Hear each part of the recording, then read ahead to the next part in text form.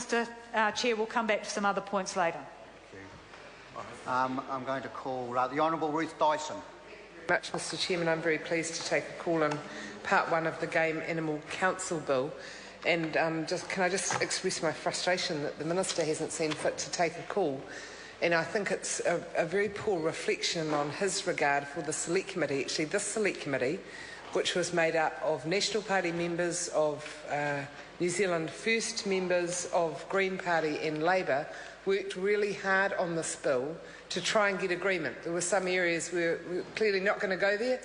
We won't get agreement on that, but there was a huge number of issues that were in that middle space where if we just put our heads together and worked hard and diligently, then we would have been able to get agreement, and we did.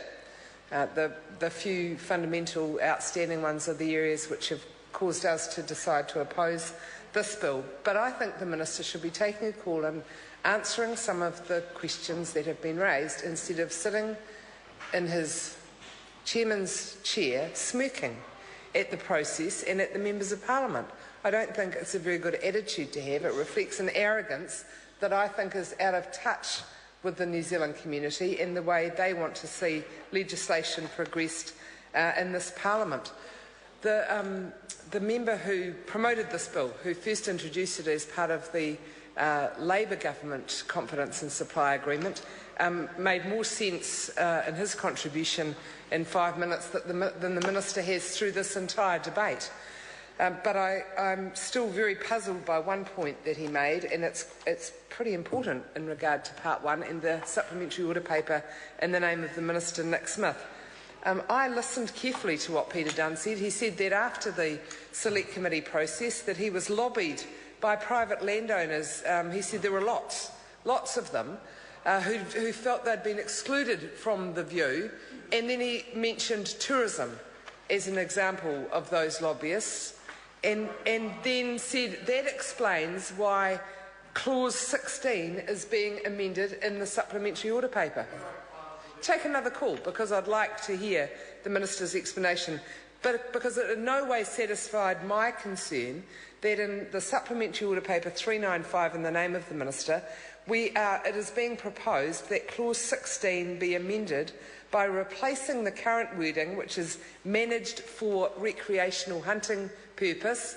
That was the whole debate at the committee, that we supported the recreational hunters, and replaced with managed for hunting purpose. That is not the debate that the committee had. In fact, the committee was at great pains to ensure that what we were supporting were people who had hunting as part of their lifestyle, not as their primary source of income. That this isn't about slicing off a bit of public land for private profit. This is about supporting the genuine recreational activity that thousands of New Zealanders enjoy, and because of that enjoyment have a great passion for the well-being of our public land. So it was the recreational hunters that this was designed to be supportive of. That was the debate through the entire Select Committee, and now we've ended up with a total rewrite of the purpose.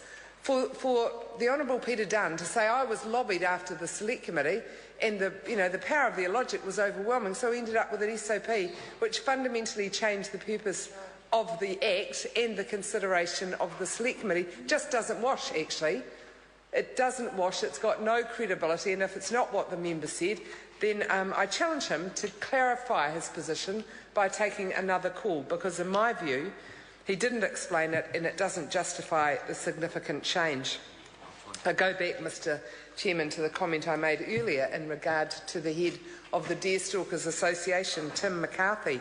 He said, when it becomes an issue that affects the stakeholders of New Zealand's public land, and hunters are stakeholders in public land, then surely the tail shouldn't be wagging the dog, as in this case. That was his concerns about where this legislation has ended up. It was quite interesting as we went through the Select Committee process, because we heard from the people who'd been on the advisory committee that was set up under the last Labour government, again as part of the confidence and supply agreement with the Honourable Peter Dunn, in the same way as it has been with the current government. And they came to the Select Committee and they said, this isn't what we envisaged, this doesn't work for us, doesn't achieve the purpose. And then we had the opponents of the Game Animal Council coming along and saying this doesn't work for us either. It seemed like this was nobody gaining, Mr Chairman.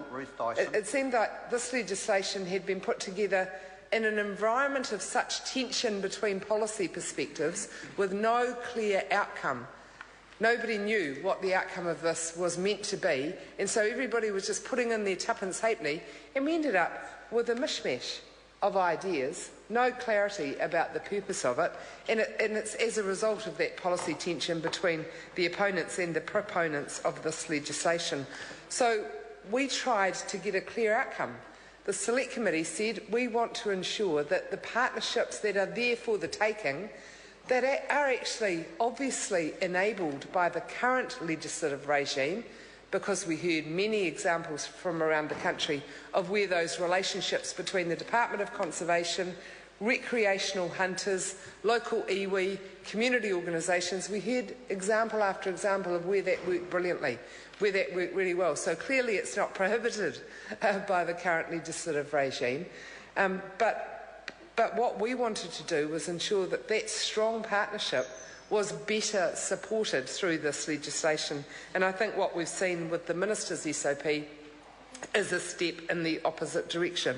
I wish the Minister had listened more carefully or read the report back from the committee, because it was an example where members from different parties and perhaps different perspectives could listen to each other and gain some understanding.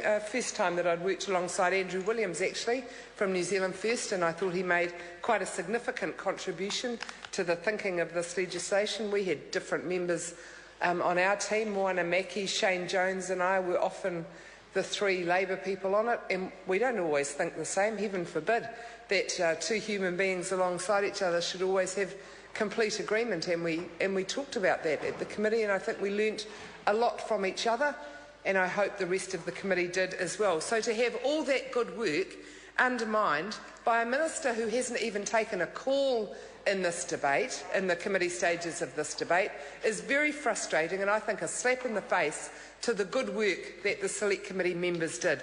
This Supplementary Order Paper 395 that changes the term managed for recreational hunting purposes to managed for hunting purposes is a complete undermining of the work that was done. It sends quite a different message to recreational hunters in New Zealand about what their value is and how they are considered by the parliamentary process. Mr Chairman, there are some other supplementary order papers that relate to Part 1 as well. There are 3 in the name of Eugenie Sage, and I think that they're going to provide a good opportunity for further debate. She's outlined some of them already, intended to ensure that the understanding actually that the Select Committee had about what the Game Animal Council would be able to do is in fact reflected in the legislation. So it's not a shift in policy through the supplementary order papers that the member has on Part 1. It's actually a belts and braces approach, making sure that the legislation actually says what was reflected in the understanding of the committee. So I commend consideration of those supplementary order papers to you. Mr Chairman, I just want to end by saying that Part 1 has quite a lot of the nuts and bolts operation of the Game Animal Council. It doesn't have the substantive area of debate that we'll be having later on. I do hope that the Honourable Peter Dunn is able to take another call before we finish the debate on Part 1 and clarify why he would be proposing that the Supplementary Order Paper 395 be supported, how it came to be introduced at such a late stage. We've had the Select Committee process, months and months of this bill sitting on the order paper with no discussion with any other parties about a substantial change, and then under urgency and at the last minute we get thrown the supplementary order paper and the Minister, in whose name it is, doesn't even take a call on it. I think that's a very bad process. It doesn't represent the good work that the parties did across the Select Committee. I know that Eugenie Sage has had her supplementary order papers on the table for a while. There's no point putting them on the table when a bill's not before the House, but the government members have known that this bill has been back on the order paper from the Select Committee for months and months, and then we get treated with this very poor behaviour, in my view. A supplementary order paper, fundamental change at the last minute, under urgency. It's not good enough. Calling the Honourable Peter Dunn. Chairman, Abraham Lincoln once said of a colleague that their competence was restricted to causing crises where previously none existed. Having heard the